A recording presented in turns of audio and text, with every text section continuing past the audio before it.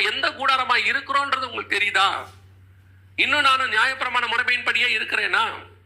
ஒரு கூட்டம் இன்னும் நியாயப்பிரமாணத்துக்கு நேரடியா திரும்பி போச்சு. அதனால்தான் சொல்றாரு பவுல் சொல்லும் போது, நீங்கள் நியாயப்பிரமாணத்துக்கு திரும்புவது என்ன கலாத்தியர்கள் எழுதும் போது, நீங்கள் நியாயப்பிரமாணத்துக்கு திரும்புவது இத்தனை சீக்கிரம் நீங்கள் வழி விலகி போனீர்களே, திரும்பி திரும்பி பழசுக்கே போயிடுறீங்களே.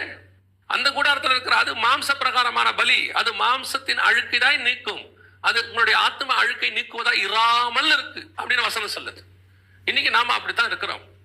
நாம ஒரு சடங்காச்சாரத்துக்குள்ள வந்துட்டோம். செல்ஃப் சாட்டிஸ்ஃபைட் ரிச்சுவல்ஸ், அதாவது எனக்கு திருப்தி அளிக்கக்கூடியதான முறைமைகள். அப்படியே வர்றது, கொஞ்ச நேரம் ஆராதிக்கிறது, 3 பாட்டு பாடுறது, கொஞ்ச நேரம் துதிக்கிறது, அப்படி உட்கார்ந்து ஒரு 3/4 மணி நேரம் செய்தி கேட்கறது, அதுக்கப்புறம் கமெண்ட் எடுத்துட்டு வீட்டுக்கு போயிடுது. அவ்வளவுதான், ஓவர், பினிஷ், இவ்வளவுதான். அப்ப இதுதான் தாவீதின் கூடாரமா? இவ்வளவுதான் மெல்கிசேதேக்கின் முறைமையா? இதுக்காகத்தான் இயேசு சிலுவையில ரத்தம் சிந்த வேண்டி இருந்துச்சா? யோசிச்சு பாருங்க.